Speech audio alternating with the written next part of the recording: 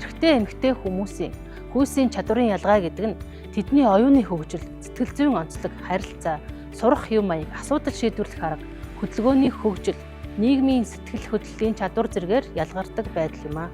Энэ ялгаа нь биологийн хүчин зүйлс, тархины бүтэц, даавар, нийгмийн дүршил, үүнд соёл хүмүүжил, хувь хүний туршлага зэрэг хүчин зүйлээс хамааран илэрдэг.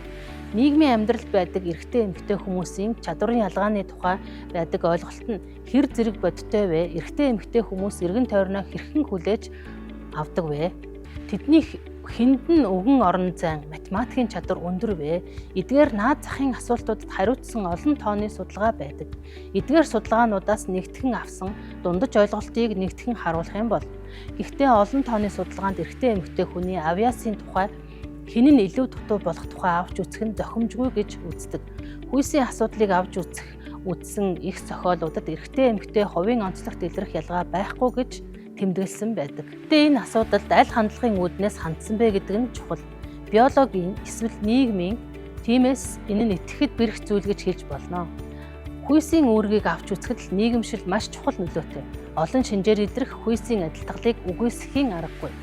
Эрэгтэй эмэгтэй хүмүүс ялгаатай үүрэгт суралцсанаар үүсгэн, дадал, хэвшил, бие хүний чиглэлийг тодорхойлж байдаг. Нийгмийн идэвхээр охид хөвгүүд практикт бараг адил. Тэдний үйл ажиллагааны хүрээ өөр байдаг. Хөвгүүдийн дунд илүү экстравертууд, охидын дунд илүү интровертууд байдаг. Эрэгтэйчүүд өөрийн үнэлгээндээ бусдын санаа бодлоос хамааралгүй. Харин эмэгтэйчүүд тэдний хийсэн зүйлийг эргэн тойрны хүмүүс хэрхэн үнэлэх нь их чухал байдаг байна. Эрэгтэй хүний сэтгэхүйн хэв маяг нь хийсвэр ойлголтод толгуурлана. Харин эмэгтэй хүнийх хүмүүсийн хандлага нь өөрт ойр зүйлд баримжаална. Эмэгтэйчүүд нуугдмал санаа, мэдрэмжийн хэлбэр зэрэгт бодит үйлдэлээс илүү анхаарал хандуулдаг. Эрэгтэйчүүд болохоор хууралт, худал хоёрыг холбон ихэвчлэн үйлдэлийг говьлон ойлгож байдаг. За, суралцагчдын ялгаатай хэрэгцээ, суралцах хэв маяг, соёлын ялгаа. За, соёлын ялгаа гэдэг нь угсаатны зүйн судалгаа нь соёлын ялгааг тодорхойлох чухал арга хэрэгсэл болдог. Угсаатны бүлэг гэж нийтлэг түүх, уламжлал, хэл, нутаг дэвсгэр, соёлын өв үзэл хандлагаар нэгдсэн тодорхой бүлэг хүмүүсийг нэрлэнэ. Эдгээр бүлгийн зан үйлийг ажигласнаар аль зан төлөвийн соёлын нөлөөнд орж өөрчлөгдөж байгааг, мөн аль нь хувь хүнд докторгүй илэрч буйг ялгаж тодорхойлох боломжтой. Ийм ажиглалт нь судлаачийн шинжлэх ухааны хандлага үзэл баримтал дээр суурилсан байдаг. Маргарет Мидийн Самоа арал дээр хийсэн соёлын харилцуулсан судалгаа нь өсвөр насны хүүхдийн талаарх уламжлалт ойлголтыг эргэн харахад хүргэсэн. Тэрээр хүний сэтгэл хөдлөлийн хүчтэй илэрхийлэл нь физиологийн идэвхтэй процессыг өдөөдөг бөгөөд энэ нь бүх соёлд нийтлэг шинж гэж үзсэн. Түүний судалгаагаар Самоагийн эцэг эхчүүд хүүхдийг хүмүүжүүлэхдээ Америкийн уламжлалт арга барилаас эрс ялгаатай ханддаг нь тогтоогдсон.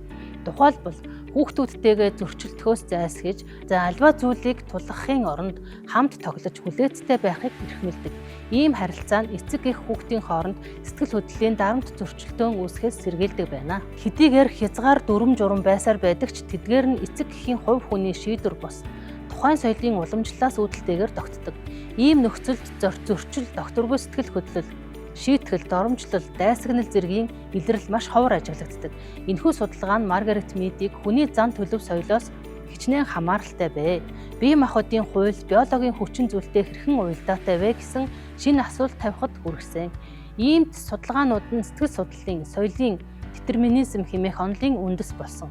Энэхүү үзэл баримтлалаар хүний сонголт зан төлөв нь тухайн соёлд хамаарч соёлын хүрээнд тухамсарлагдсан төлөвшдөг гэж үздэг. Америкийн судлаач Руд Бенедикт өөрийн соёлын загвар бүтээлдээ хүүхэд өсөх явцдаа өөрийн соёлын хэм хэмжээ, хүлээлтийг өөртөө шингээж авдаг бөгөөд тэдгээр нь түүний амьдралын чиг хандлагыг тодорхойлдог гэж тэмдэглэсэн байдаг. Энэхүү соёлын нөлөө хүүхэд 5 нас хүрэх үед бүрэн үйлчилж эхэлдэг. Хүүхэд соёлын хэм хэмжээ дасан зохицох явцад бие даан орших, өөрийгөө илэрхийлэх эрмэлзэл нь уур бухимдал, сөрөг мэдрэмжээ илэрхийлэх нь түгээмэл. Учир нь хүүхэд энэ үед соёлын төлөөлөгч болох үүргийг гүйцэтгэж эхэлдэг. Харин энэ үйл явц нь эцэг эх болон хүүхдийн хооронд эерэг сэтгэл хөдлөлийн харилцааг бүрдүүлэх үндэс болдог.